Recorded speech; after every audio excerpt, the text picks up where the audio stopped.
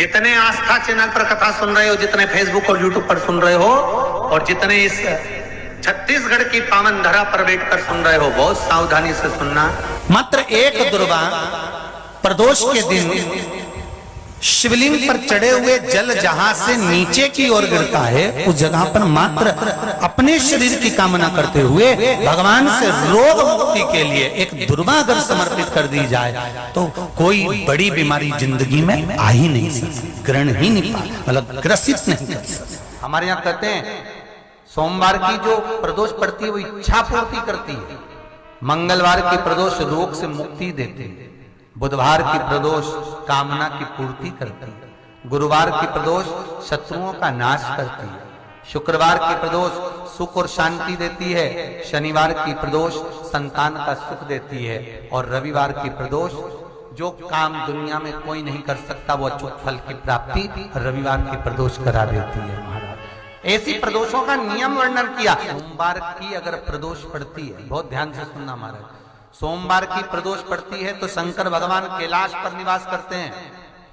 मंगलवार की प्रदोष पड़ती है तो शिव काशी में निवास करते हैं, बुधवार की प्रदोष पड़ती है तो शिव रजत भवन में निवास करते हैं, गुरुवार की प्रदोष पड़ती है तो शिव गंगा के स्थल पर निवास करते हैं, शुक्रवार की अगर प्रदोष पड़ती है तो शिव नीलकंठ पर विराजमान होते हैं, शनिवार की अगर प्रदोष पड़ती है तो शिव शमी के वृक्ष के नीचे रहते हैं, और रविवार की जब प्रदोष पड़ती है तो शिव बेलपत्र के पेड़ के नीचे निवास करते हैं। महाराज ये एकादशी शंकर से कह रही है कि आपका स्थान ये नहीं कि आप कैलाश पर मिले, उस बार को उस तिथि के दिन चाहिए। भगवान कहते ठीक है तू थोड़ी देर खड़ी हो। एकादशी सम्मुख खड़ी हुई, पार्वती जी ने जिस अंगुष्ठ का जल पीने के लिए लिया था हाथ में, बस पीने ही वाली थी, शंकर भगवान ने वही हाथ में जल लेकर एकादशी के हाथ में उसको देकर कहा, ले ये मेरे द्वारा निर्मित एक व्रत है जिसे त्रयोदशी के दिन तूने मांगा है, मैं तुझे देता हूं, आज इस व्रत का फल मैं तुझे प्रदान करता हूं। अब तू जिस जीवात्मा को लेकर जाएगी उसका पाप प्रबल नहीं होगा।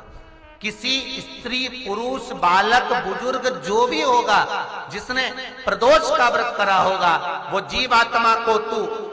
किसी फल की कामना से नहीं स्वतः ही लेकर चली जाए, उसमें कोई कामना नहीं है। बन सके जीवन में 11 प्रदोष या 26 प्रदोष करने के बाद आप उसका उद्यापन कर विराम भी दे सकते, पर जीवन में एक बार प्रदोष का व्रत मौका मिले, जिस कामना से जिस दिन का भाव आपके मन में आए कि मुझे रोग से मुक्ति पाना है तो ये प्रदोष मुझे करना है, मैं रोग मुक्ति के लिए हम जो भी आपके मन में आ रहा है, संतान प्राप्ति के लिए शनिचरी प्रदोष प्रयास करना, जब जब जिस जिस महीने में जो जो प्रदोष पड़ा करे, जब प्रदोष पड़े बन सके 1 बेलपत्र, बन सके 5 बेलपत्र, शमी पत्र, हरे मुंह, हरा मुंह बेलपत्र, एक कलश के अंदर थोड़ा सा पानी लेकर 1 बेलपत्र, हरा मूंग, शमी पत्र डालकर और उसमें थोड़ा सा गुड़ डालकर भगवान शिव का स्मरण कर कर प्रदोष काल में, मान लो कोई काम आपका बहुत जरूरी है, बहुत दिनों से आप थक गए हैं, नहीं हो रहा, कर्जा बढ़ रहा है, धन नहीं आ रहा, व्यापार नहीं चढ़ रहा, या कोई समस्या बहुत प्रबल है, कोई एग्जाम में बैठ रहे हो नहीं हो रहा, परीक्षा भी दे दी है, रिजल्ट आने ही वाला है, तो भी प्रदोष काल में प्रदोष के समय वो जल मूंग, शमी पत्र और बेलपत्र और गुड़ का शंकर के शिवलिंग को समर्पित करना प्रारंभ कर दो। 2 या 3 प्रदोष करोगे, बाबा आपकी मनोकामना शीघ्र पूर्ण कर देगा। जिनकी भाग्य रेखा उल्टी चल रही हो, बृहस्पति चमक ही नहीं रहा हो, जिस काम में हाथ डालते हैं वो काम पूरा ही नहीं होता हो, तो एक बार काशी जाना, बृहस्पतिश्वर महादेव का स्पर्श करना, उनका अभिषेक पूजन करना और उनका स्पर्श कर 1 बेलपत्र ब्राह्मण देवता से मांग कर लेकर आ जाना कि इन बृहस्पतिश्वर महादेव से मुझे एक बेलपत्र दे दो।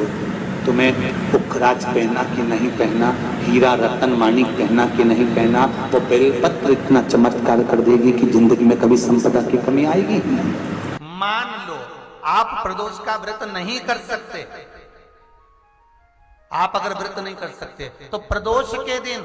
प्रदोष काल में शाम का समय सूर्यास्त का कुछ पल कुछ घड़ी के पहले से लेकर बाद तक का प्रदोष काल के अंतर्गत आप शंकर जी के मंदिर में जाकर 1 लोटा पानी 5 बेलपत्र भी अगर समर्पित करते हैं तो संपूर्ण प्रदोष का फल आपके भाग्य में सफल हो जाए। चढ़ाओ 1 लोटा जल। कभी कभी अगर ऐसा लगे जीवन में कि दुख बहुत ज्यादा आ गया है, बहुत तकलीफ आ गई है, तो लाल चंदन को घिसकर उस लाल चंदन का लेपन भगवान शंकर पर कर कर फिर पानी चढ़ाओ। अगर कोई संकट भारी है और निकट रहा,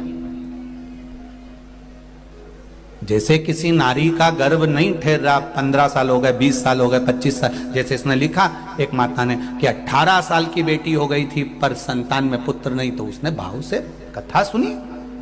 ऐसे आपके भीतर अगर 20 साल हो गए, 25 साल हो गए, 30 साल हो गए, संतान का सुख ही नहीं है, लाल चंदन का लेपन बाबा भोलेनाथ पर करना प्रारंभ करो। पीठिका पर लाल चंदन का लेपन करना प्रारंभ करो। लाल चंदन से बाबा का श्रृंगार करना प्रारंभ करो। एक बेलपत्री पर लाल चंदन, दोनों पत्ती नीचे वाली, जो नीचे की जो 2 पत्ती होती है इस पे लाल चंदन और बीच वाली पत्ती पर पीला चंदन लगाकर बाबा के शिवलिंग को समर्पित करिए। बाबा से प्रार्थना करिए, रोज प्रार्थना करो। परंतु एक बात का स्मरण रहे, 25 साल हो गए, 20 साल हो गए, 30 साल हो गए, संतान नहीं, तो पहले जल से अभिषेक कराना, अभिषेक कराकर उस जल का आचमन करने के बाद हाथ को खासा करना, धोना, उसके बाद में फिर वापिस बाबा का स्नान कराओ, फिर चंदन का लेपन कराओ, फिर 1 लोटा जल चढ़ाकर बाबा का स्नान कराओ। बाबा का बड़ा सुंदर भाव से लाल चंदन से जो अभिषेक करता है, बाबा को लेपन कर कर फिर जल चढ़ समर्पित करता है, निश्चित है उसकी गोदी मेरा देव अधिदेव महादेव जरूर भरता है। ये निश्चितता है। हम तो बेटियों से भी कहते हैं, जिसका विवाह नहीं हो रहा हो, 25 साल, 30 साल, 27 साल, 28 साल, 32 साल, 40 साल हो गए हो, नहीं हो रहा हो बेटा बेटी का विवाह, उसे लाल चंदन का प्रयोग अशोक सुंदरी वाली जगह पर 7 बिंदी लाल चंदन की लगाकर 7 बेलपत्र 7 बिंदी पर रखिए और महाराज अपनी कामना कर कर भगवान से आइए। बाबा देगा, करेगा, 3-4 महीने में विवाह पक्का करेगा।